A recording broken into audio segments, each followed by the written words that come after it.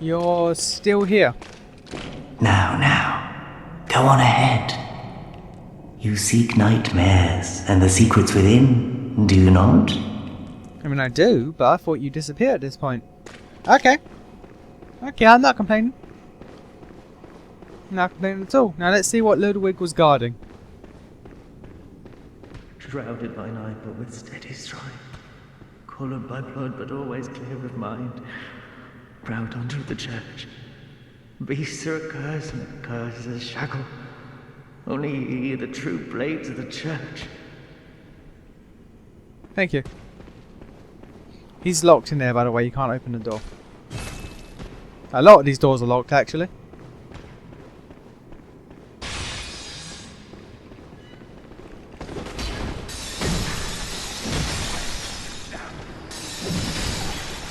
Can you not? Can you just not? Yeah, son. You ain't nothing to the whirligig saw. Nothing.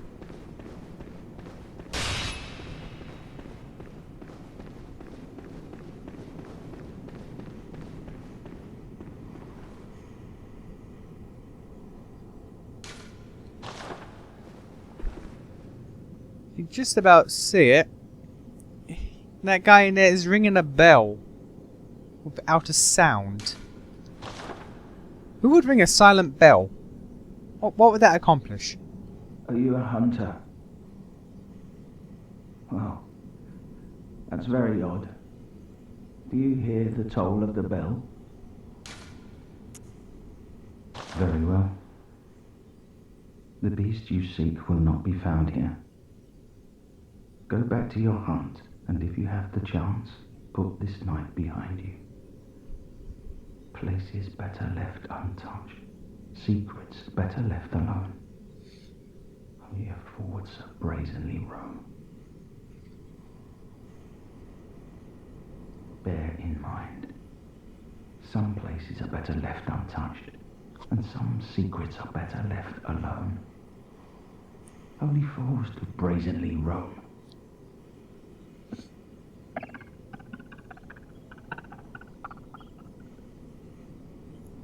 Now, if you say, yeah, I can hear it, he's just like, yeah, you're a liar. You can't hear nothing. So I'm probably going to have to go back onto that other character that I got the recording for the church clothes. Just to show that off. And is it here? It's not here. Bloody hell. No, wrong one. Wrong one, me.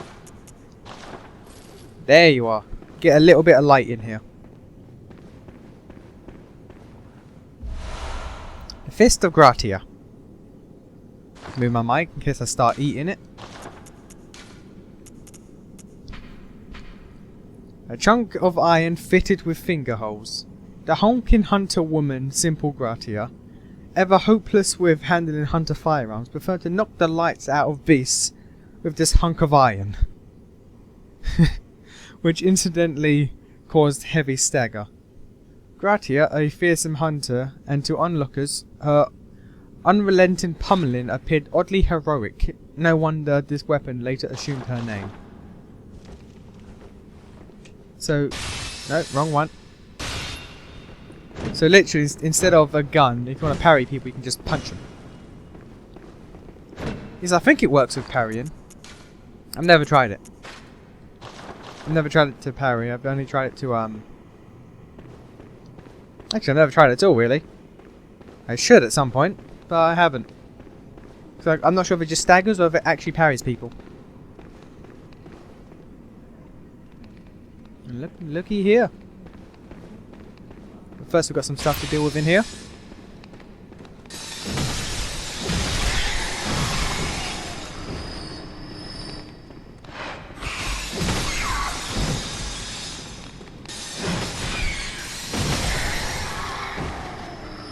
Now, I don't know what the deal is with these rats. Why do their eyes glow like that?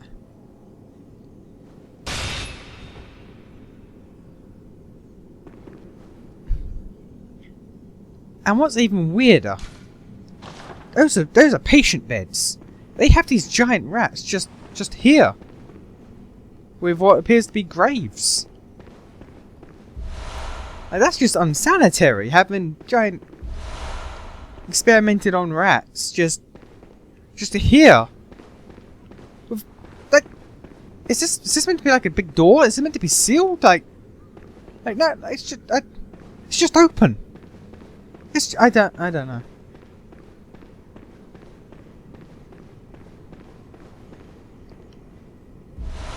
Great one's wisdom from this dead churchgoer.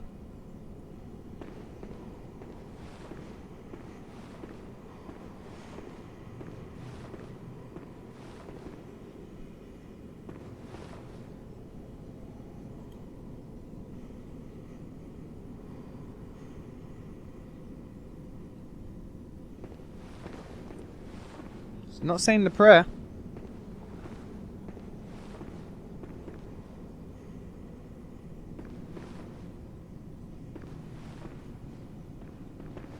Ah. There's been a few times where I get an actual prayer out of that mage lass. So, not sure what's going on there. That'd be another situation of using my backup character just to get stuff.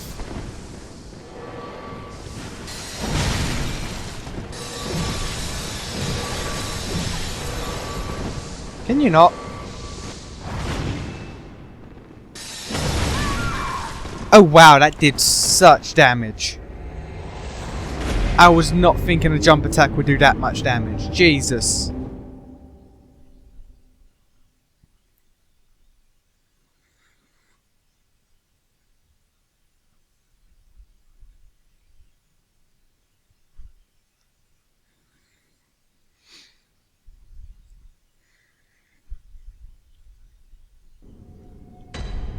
Okay, let's try that again. Don't mind me, Simon. What must it look like from Simon's point of view? Like, I come through the lantern, disappear for a bit, then I'm back at the lantern. He must be sitting there like, okay, he died. They clearly died. Get good, scrub.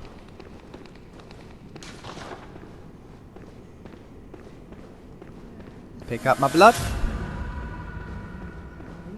Mine's young, the foul beasts will tangle in nectar and lure the meek into the depths.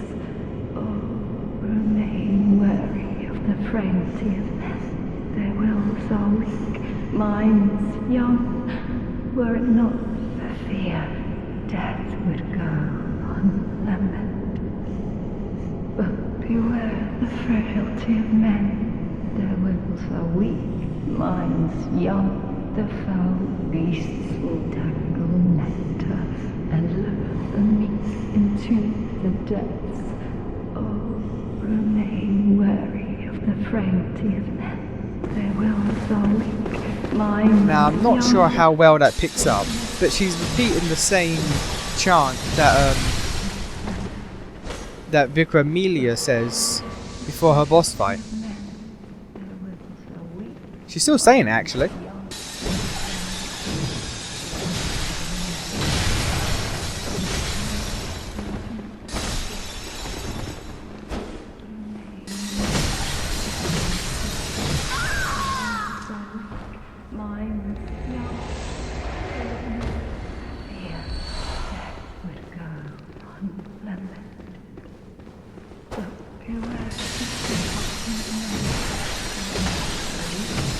Maybe it's not her saying it. That's a possibility.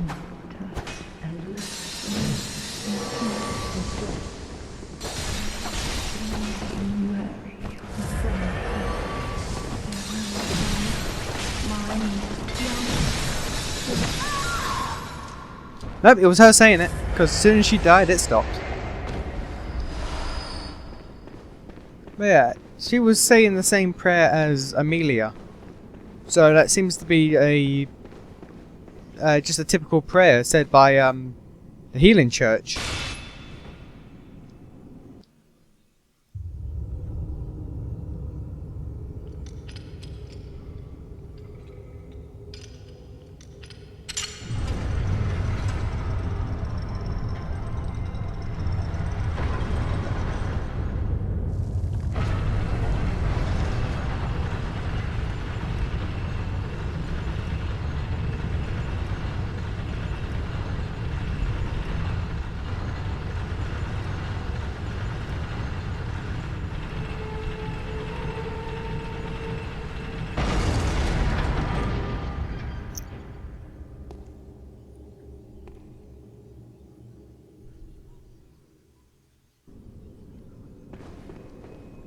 Right, before we progress, there's two things.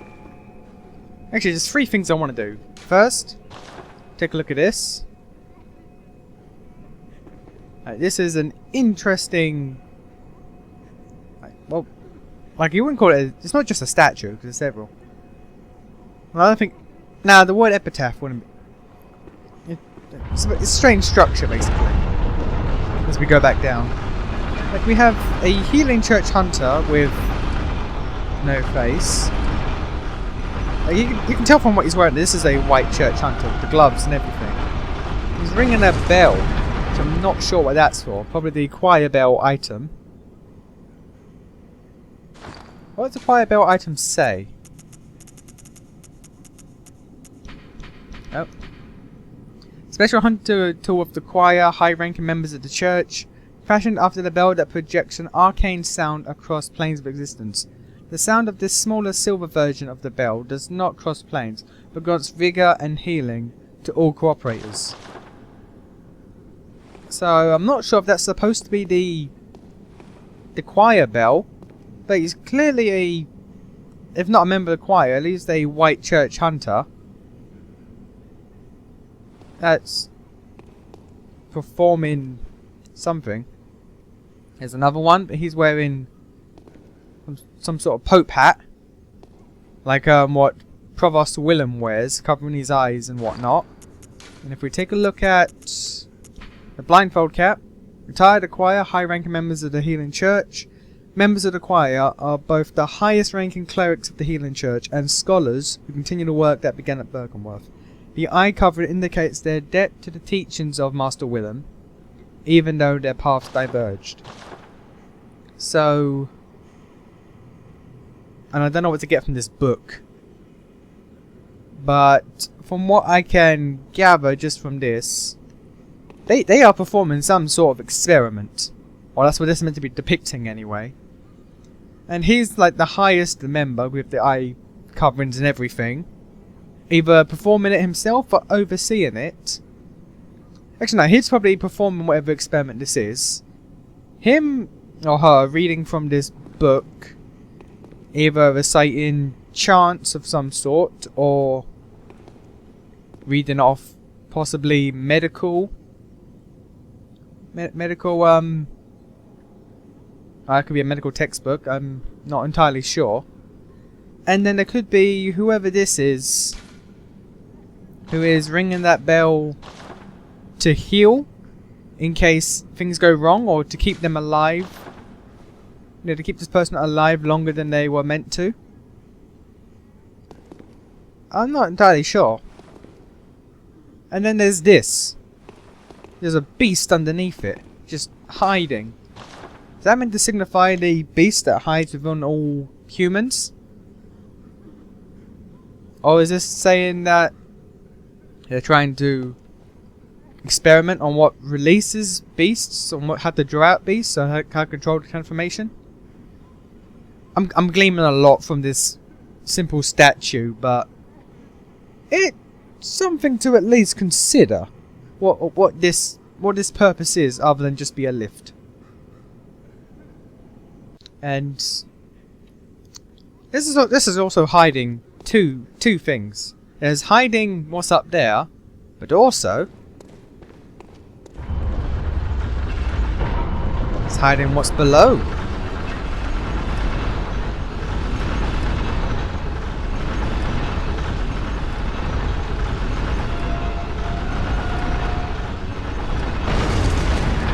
And doesn't this look familiar? The headless woman pouring what could be blood or water or nectar, as says the chant, down to the ever begging people in this shrine. And on this altar, what do we have? Lawrence's skull.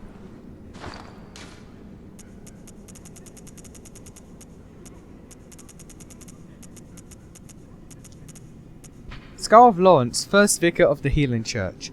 In reality, he became the first cleric beast, and his human skull only exists within the nightmare. The skull is a symbol of Lawrence's past, and what he failed to protect. He is destined to seek his skull, But even if he found it, it could never restore his memories. Which is tough, bro.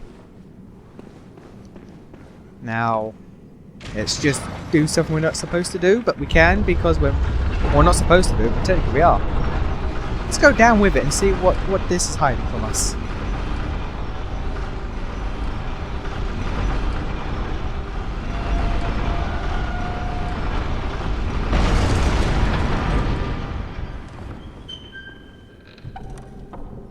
The church cannon.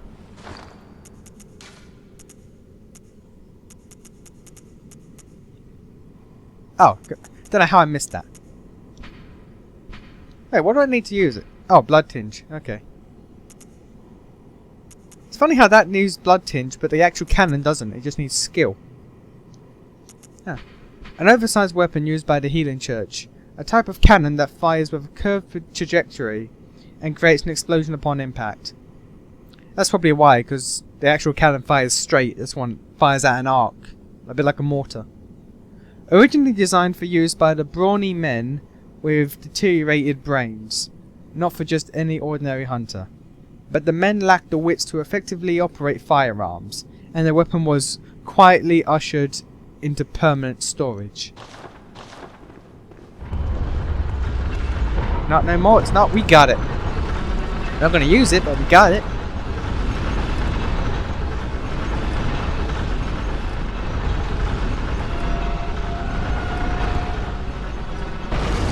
Come on.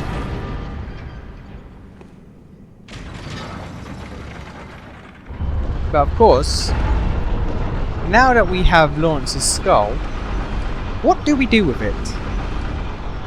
What do we do with Lawrence's skull?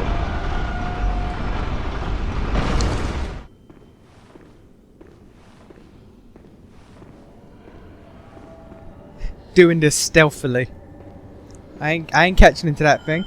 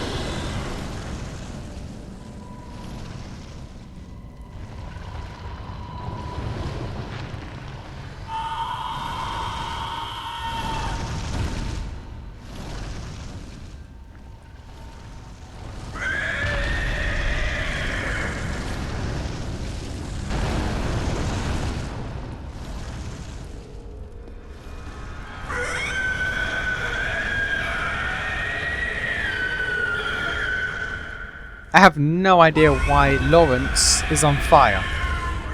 But he is. Yeah, Volta? We got this.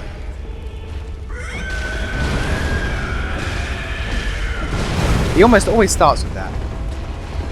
Don't know why I got hit by that. Actually, while, you know... Where are you? While I have the chance, because I don't want to be stupid.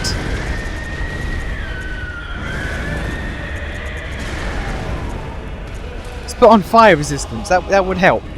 That would help. Volta's doing fine.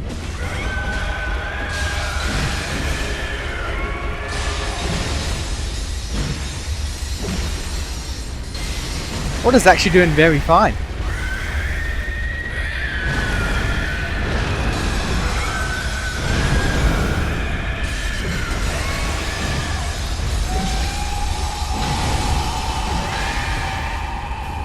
Come on, Lawrence.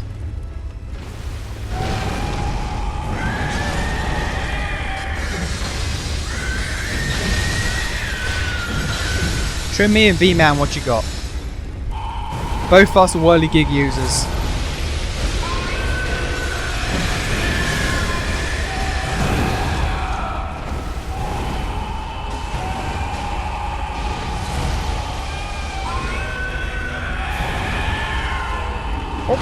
What brings a few questions to a few questions to mind.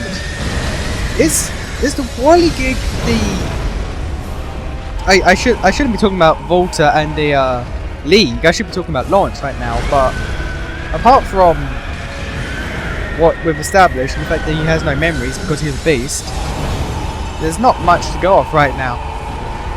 There probably is, and I'm just an idiot. But right now, my mind's just thinking of why did that corpse have the whirligig saw?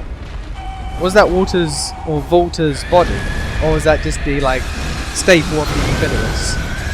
No, it's not just him that can have it, because it's said to be his weapon. Also, when you get him down this low, he loses his legs and it just trails lava everywhere. It can be a bloody nuisance, especially when he spits it. But when he spits it, it's the best time to get damage off of him.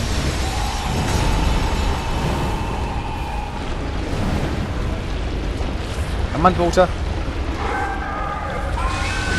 Come on, V-Man.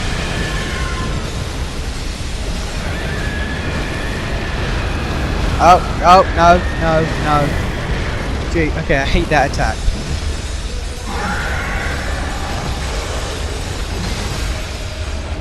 No.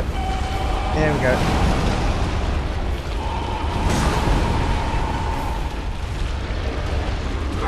No.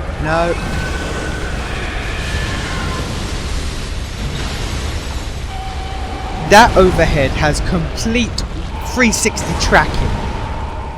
Unless you're out of range of it, you're getting hit by it. There's no ands, ifs, or buts. This is Dark Souls 2 level of tracking.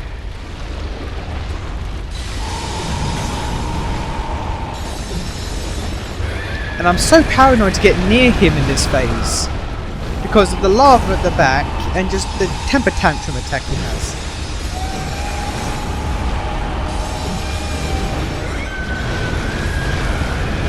And Volta, if you want to finish him, that'd be great.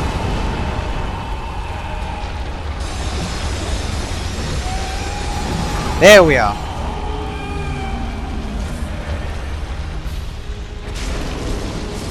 Thank you, Volta. We've got Vermin and Beast Embrace. Yeah, 3 Vermins. I can probably just crush them. Ah, you have to do it one by one.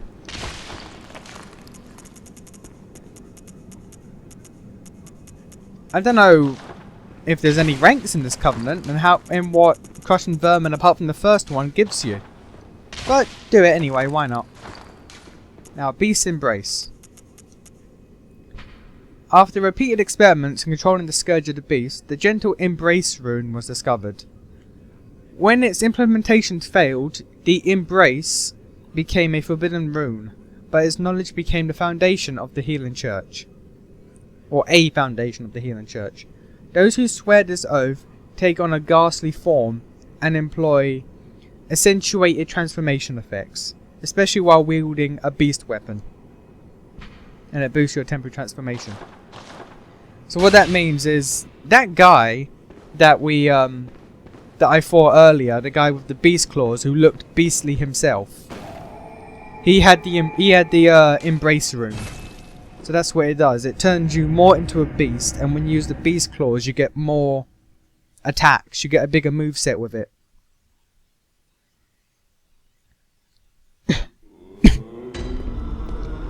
But that rune, let me just pull it back up.